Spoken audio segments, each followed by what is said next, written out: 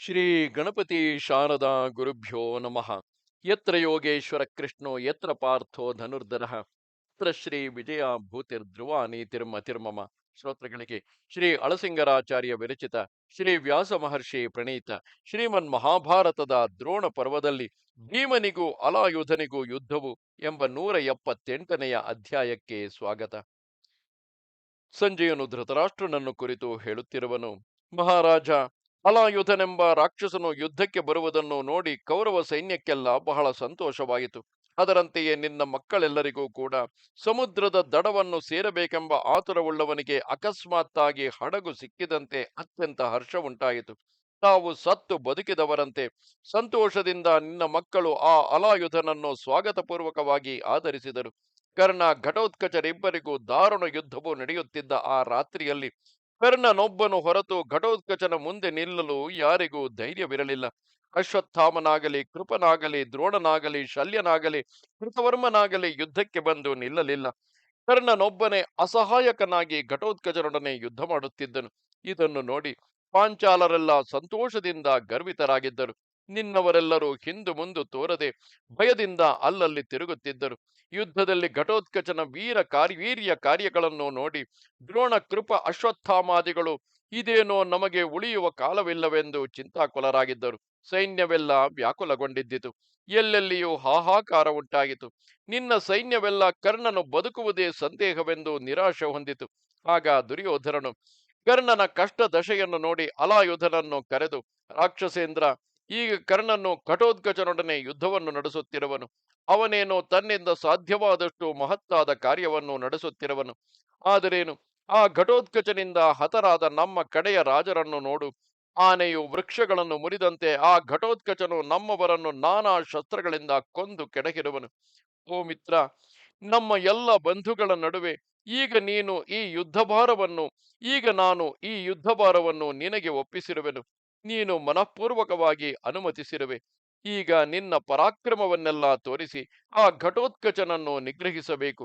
ಅಲ್ಲಿ ಘಟೋತ್ಕಚನು ತನ್ನ ಮಾಯಾ ಬಲವನ್ನು ಹಿಡಿದು ಕರ್ಣನನ್ನು ಕಷ್ಟಕ್ಕೀಡು ಮಾಡಿರುವನು ನೋಡು ಎಂದನು.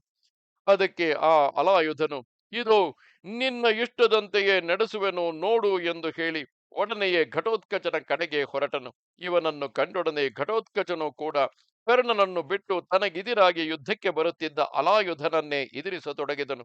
ಅವನ ಮೇಲೆ ಅನೇಕ ಬಾಣಗಳನ್ನು ಬಿಟ್ಟನು. ಒಂದು ಹೆಣ್ಣಾನೆಗಾಗಿ ಹೋರಾಡುವ ಮಹಾಗಜಗಳಂತೆ ಇಬ್ಬರು ಹಠದಿಂದ ಹೋರಾಡಿದರು. ಘಟೋತ್ಕಚನು ತನ್ನನ್ನು ಬಿಟ್ಟು ಹೋದೊಡನೆ ಅತ್ತಲಾಗಿ ಕರ್ಣನು ಭೀಮನ ಬಳಿಗೆ ರಥವನ್ನು ಬಿಡಿಸಿಕೊಂಡು ವೇಗದಿಂದ ಬಂದನು. ಭೀಮನಾದರೂ ತನಗಿದಿರಾಗಿ ಬರುವ ಕರ್ಣನನ್ನು ಲಕ್ಷ್ಯ ಮಾಡದೆ ಸಿಂಹದ ಕೈಗೆ ಸಿಕ್ಕಿದ ವೃಷಭದಂತೆ ತನ್ನ ಮಗನಾದ ಘಟೋತ್ಕಚನು ಅಲಾಯುಧನಿಂದ ಎದುರಿಸಲ್ಪಡುವುದನ್ನು ನೋಡಿ ತಾನು ಆ ಅಲಾಯುಧನನ್ನು ತಡೆಯುವುದಕ್ಕಾಗಿ ದಾರಿಯುದ್ದಕ್ಕೂ ಬಾಣಗಳನ್ನು ಪ್ರಯೋಗಿಸುತ್ತಾ ಅಲ್ಲಿಗೆ ಬಂದನು. ಇದನ್ನು ನೋಡಿ ಅಲಾಯುಧನು ಘಟೋತ್ಕಚನನ್ನು ಬಿಟ್ಟು ಭೀಮನಿಗೆ ಎದುರಾಗಿ ನಿಂತನು. ಭೀಮನು ಅಲಾಯುಧನ ಮತ್ತು ಅವನ ಪರಿವಾರಗಳ ಮೇಲೆ ಪರಂಪರೆಯಾಗಿ ಬಾಣ ವರ್ಷಗಳನ್ನು ಸುರಿಸಿದನು. ಅಲಾಯುಧನು ಕೂಡ ಮೇಲೆ ಮೇಲೆ ಬಾಣಗಳಿಂದ ಭೀಮನನ್ನು ಮರೆಸುತ್ತಿದ್ದನು. ರಾಕ್ಷಸರೆಲ್ಲರೂ ಗುಂಪಾಗಿ ವಿವಿಧ ಆಯುಧಗಳನ್ನು ಹಿಡಿದು ಭೀಮನನ್ನು ಸುತ್ತಿ ಮುತ್ತಿ ಹೊಡೆಯಲಾರಂಭಿಸಿದರು. ಆಗಲೂ ಭೀಮನು ಎದೆಗುಂದದೆ ಒಬ್ಬೊಬ್ಬನನ್ನು 5 ಬಾಣಗಳಿಂದ ಬಲವಾಗಿ ನೋಯಿಸಿದನು. ಭೀಮನ ಪ್ರಹಾರದಿಂದ ನೊಂದು ರಾಕ್ಷಸರೆಲ್ಲರೂ ಆರ್ತ ಧ್ವನಿಯಿಂದ ಕೂಗುತ್ತಾ ದಿಕ್ಕು ದಿಕ್ಕಿಗೆ ಓಡಲಾರಂಭಿಸಿದರು. ತನ್ನ ಸೈನ್ಯವು ಚದುರುತ್ತಿರುವುದನ್ನು ನೋಡಿ ಹಲಾಯುಧನು ಕೋಪದಿಂದ ಭೀಮನನ್ನು ಎದುರಿಸಿ ಬಂದು ಅವನ ಮೇಲೆ ಅನೇಕ ಬಾಣಗಳನ್ನು ಬೀಸಿ ಸುರಿಸಿದನು. ಭೀಮನು ತೀಕ್ಷ್ಣ ಬಾಣಗಳಿಂದ ಆ ಬಾಣಗಳನ್ನೆಲ್ಲ ಭಂಗಿಸಿ ಆ ರಾಕ್ಷಸನನ್ನು ಎದುರಿಸುತ್ತಿದ್ದನು.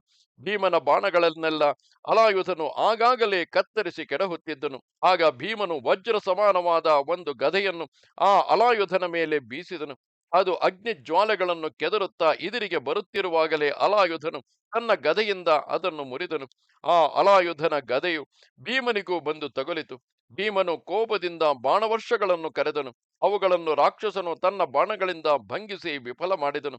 ಅಲಾಯುಧನ ಆಜ್ಞೆಗೆ ಬದ್ಧರಾದ ಭಯಂಕರ ರಾಕ್ಷಸರೆಲ್ಲರೂ ಆ ರಾತ್ರಿಯಲ್ಲಿ ಪಾಂಡವ ಸೈನ್ಯದ ಗಜ ತುರಗಗಳನ್ನೆಲ್ಲ ಬಡಿದು ಕೊಲ್ಲುತ್ತಿದ್ದರು. ಪಾಂಚಾಲರು, ಸಂಜಯರು, ಅವರ ರಥಗಳು, ಆನೆಗಳು, ಕುದುರೆಗಳು ಎಲ್ಲವೂ ರಾಕ್ಷಸನ ಕೊಲೆಗೀಡಾಗಿ ತತ್ತಳಿಸುತ್ತಿದ್ದವು. ಆಗ ಕೃಷ್ಣನು ಅರ್ಜುನನನ್ನು ನೋಡಿ, ಧನಂಜಯ, ಭೀಮನು ಅಲಾಯುಧನ ಕೈಗೆ ಸಿಕ್ಕುವಂತಿರುವನು ನೋಡು. ಈಗಲೇ ನೀನು ಅವನ ಸಹಾಯಕ್ಕೆ ಹೋಗಬೇಕು. ವಿಚಾರ ಮಾಡುತ್ತಿರಬಾರದು. ಬೇಗನೆ ನಡೆ. ಧೃಷ್ಟದ್ಯುಮ್ನನು, ಶಿಖಂಡಿ, ಯುಧಾಮನ್ಯು, ಉತ್ತಮೋಜಸ್ಸು, ಉಪಪಾಂಡವರು ಇವರೆಲ್ಲ ಕರ್ಣನೊಡನೆ ಯುದ್ಧಕ್ಕೆ ಹೋಗಲಿ. ನಕುಲ, ಸಹದೇವ, ಸಾತ್ಯಕಿಗಳು ಇತರ ರಾಕ್ಷಸರನ್ನು ಎದುರಿಸಿ ಅವರನ್ನು ಅಡಗಿಸಲಿ. ಈಗ ನೀನು ದ್ರೋಣನನ್ನು ಮುಂದಿಟ್ಟುಕೊಂಡು ಬಂದಿರುವ ಈ ದೊಡ್ಡ ಕೌರವ ಸೈನ್ಯವನ್ನು ಸರ್ವ ಪ್ರಯತ್ನದಿಂದ ಅಡಗಿಸಬೇಕು. ಈಗ ನಮಗೆ ಮಹತ್ತಾದ ಭಯವು ಒದಗಿರುವುದು ಎಂದನು. ಕೃಷ್ಣನ ಈ ಮಾತನ್ನು ಕೇಳಿದೊಡನೆ ಅವನು ನಿರ್ದೇಶಿಸಿದ ಮಹಾರಥರೆಲ್ಲ ಕರ್ಣನಿಗೆ ಎದಿರಾಗಿ ಹೊರಟರು. ಇತ್ತಲಾಗಿ ಅಲಾಯುಧನು ಭೀಮನ ಕೈಯಲ್ಲಿದ್ದ ಬಿಲ್ಲನ್ನು ತನ್ನ ಬಾಣಗಳಿಂದ ಕಡಿದು ಬಿಟ್ಟನು. ಹಾಗೆಯೇ ಇನ್ನೂ ಕೆಲವು ಬಾಣಗಳಿಂದ ಭೀಮನ ರಥಾಶ್ವಗಳನ್ನು, ಸಾರಥಿಯನ್ನು ಕೊಂದು ಬಿಟ್ಟನು. ಭೀಮನ ಕಣ್ಣಿದಿರಿನಲ್ಲಿಯೇ ಇಷ್ಟೊಂದು ಕಾರ್ಯವು ನಡೆಯಿತು. ಒಡನೆಯೇ ವಿರಥನಾದ ಭೀಮನು ತನ್ನ ಪೀಠದಿಂದ ಹಾರಿ ಭಯಂಕರವಾದ ದೊಡ್ಡ ಗದೆಯೊಂದನ್ನು ಕೈಗೆತ್ತಿಕೊಂಡು ದೊಡ್ಡ ಸಿಂಹನಾದದೊಡನೆ ಆ ರಾಕ್ಷಸನ ಮೇಲೆ ಪ್ರಯೋಗಿಸಿದನು. ಹಲಾಯುಧನು ತನಗಿದಿರಾಗಿ ಬರುತ್ತಿದ್ದ ಭೀಮನ ಗದೆಯನ್ನು ತನ್ನ ಗದೆಯಿಂದ ಮುರಿದು ದೊಡ್ಡ ಸಿಂಹನಾದ ಮಾಡಿದನು. ರಾಕ್ಷಸನ ಆ ಭಯಂಕರ ಕಾರ್ಯವನ್ನು ನೋಡಿ ಭೀಮನು ಕೂಡ ಮನಸ್ಸಿನಲ್ಲಿ ಸಂತೋಷಪಟ್ಟನು. ಆ ನರ ರಾಕ್ಷಸರಿಬ್ಬರಿಗೂ ತಿರುಗಿ ದೊಡ್ಡ ಗದಾಯುದ್ಧವು ಆರಂಭವಾಯಿತು. ಅವರಿಬ್ಬರ ಗದೆಯು ಪರಸ್ಪರ ತಾಡನೆಯಿಂದಲೂ ಅವರ ಅಟ್ಟಹಾಸದಿಂದಲೂ ಉಂಟಾದ ಧ್ವನಿಯು ಭೂಮಿಯನ್ನೆಲ್ಲ ನಡುಗಿಸುವಂತಿದ್ದಿತು. ಆಮೇಲೆ ಅವರಿಬ್ಬರು ಗದೆಯನ್ನು ಕೆಳಗಿಟ್ಟು ಒಬ್ಬರನ್ನೊಬ್ಬರು ವಜ್ರ ಮುಷ್ಟಿಗಳಿಂದ ಹೊಡೆಯಲಾರಂಭಿಸಿದರು. ಅಲ್ಲದೆ ರಥದ ಚಕ್ರಗಳು, ನೊಗಗಳು, ಅಚ್ಚುಗಳು, ಆಸನಗಳು, ಇತರ ಸಾಧನಗಳು ಇವುಗಳನ್ನು ಸಮಯಕ್ಕೆ ಯಾವುದು ಸಿಕ್ಕಿದರೆ ಅದನ್ನೇ ಕೈಯೆಂದೆತ್ತಿ ಒಬ್ಬರ ಮೇಲೊಬ್ಬರು ಬೀಸಿದರು. ಇಬ್ಬರ ಮೈಯಲ್ಲಿಯೂ ರಕ್ತವು ಸುರಿಯುತ್ತಿದ್ದಿತು. ಇಬ್ಬರು ಮದದಾನೆಗಳಂತೆ ಒಬ್ಬರನ್ನೊಬ್ಬರು ಎಳೆದಾಡುತ್ತಿದ್ದರು. ಇದು 178ನೆಯ ಅಧ್ಯಾಯವು.